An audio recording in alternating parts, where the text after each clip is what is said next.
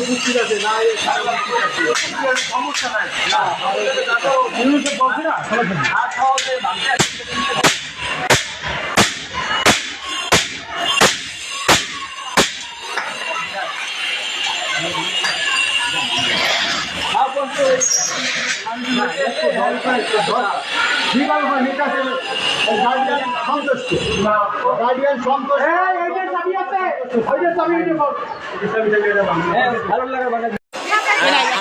সবাই রাজি একদম নাই থাকতে পারে, ওই জন্য তো পরীক্ষা বন্ধ হইবে না। আচ্ছা ভাই, আমরা প্লিজ আপনাদের কাছে আসছি।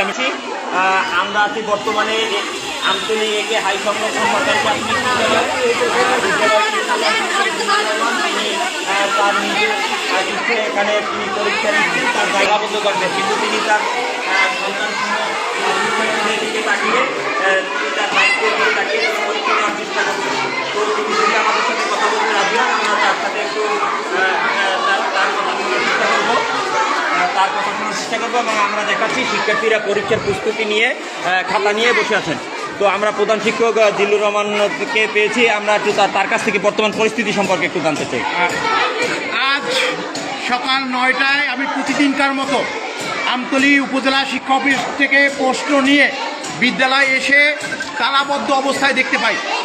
আমাদের সহকারী শিক্ষকদের চলমান আন্দোলন, সহকারী শিক্ষকদের 11তম গ্রেডের দাবিতে কেন্দ্রীয় কর্মসূচির অংশ হিসাবে তারা আজকে আমার বিদ্যালয়ে তালাবদ্ধ কর্মসূচি পালন করার জন্য তালাবদ্ধ করেছিল। কিন্তু অভিভাবকদের সদিচ্ছা এবং তারা তাদের বাচ্চাদের পরীক্ষা দেওয়াবি এবং পরীক্ষা তাদের বক্তব্য হলো যে শিক্ষকদের কর্মসূচি আমরা সমর্থন করি, কিন্তু আমাদের বাচ্চাদের পরীক্ষা দেওয়াতে হবে।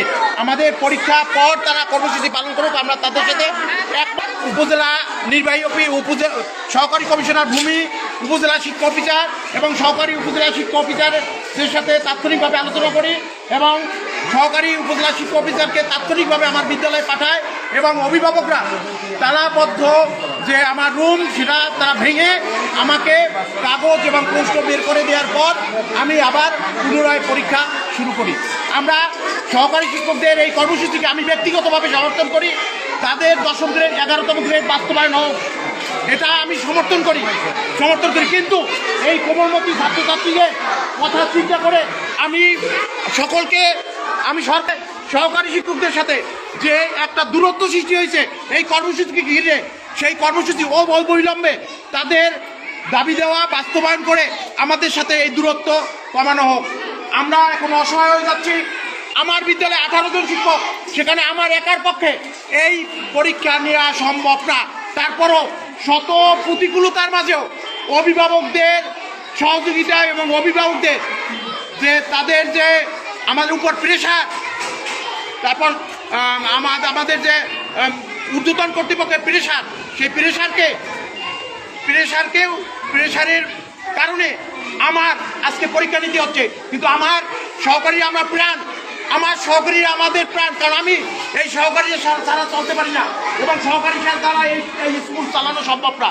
তাই তাদের দাবি অবিলম্বে বাস্তবায়ন করা হোক। আমি আমার পরীক্ষা এখন শুরু করতেছি। আমি আমার যত কষ্টই হোক আমি আমার পরীক্ষা এখন নিচ্ছি। আচ্ছা, আমি সেক্ষেত্রে আমার একটাই প্রশ্ন স্যার, আমার নিরপেক্ষ কমিটির প্রশ্ন। আপনার স্কুলটি আমতলীর একটি ঐতিহ্যবাহী স্কুল এবং এখানে অনেক শিক্ষার্থী পড়াশোনা করে, সেক্ষেত্রে আপনার একার পক্ষে কি পরীক্ষা নেওয়া সম্ভব হবে? কোনো সময় আমার একার পক্ষে এই পরীক্ষা নেওয়া সম্ভব না। এটা একটা অমানবিক এবং এটা কোনোভাবে সম্ভব না।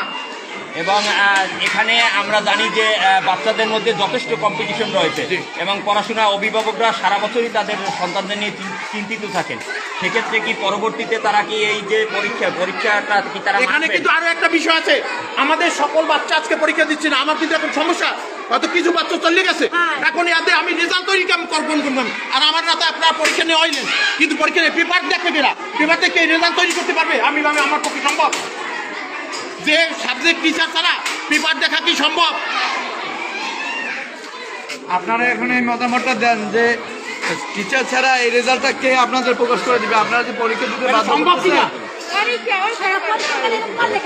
পরীক্ষা দেখ আগে পরীক্ষা দেখ তারপর পেপার দেখার বিষয় করে আগে পরীক্ষা আচ্ছা আচ্ছা, আমি একটু আমার আবারও জানতে চাই, আন্দোলনের সাথে আপনারা যারা লাইভে আমার সাথে যুক্ত হচ্ছেন আপনাদের জ্ঞাতার্থে জানাচ্ছি যে আমতলীতে সহকারী শিক্ষকদের প্রাথমিক সহকারী শিক্ষকদের আহ্বানে তারা সকল শিক্ষকরা মিলে আজকে কমপ্লিট শাটডাউন কর্মসূচি ঘোষণা করেছেন এবং এই কর্মসূচির কে ঘিরে এখানে একটা অস্থিতিশীল পরিস্থিতি এবং একটা বছরের যে ট্যাক্স সিস্টেম করে একটি বাতিল করতে হয় সেই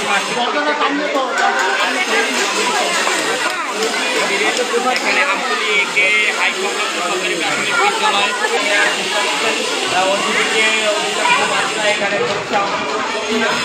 তারা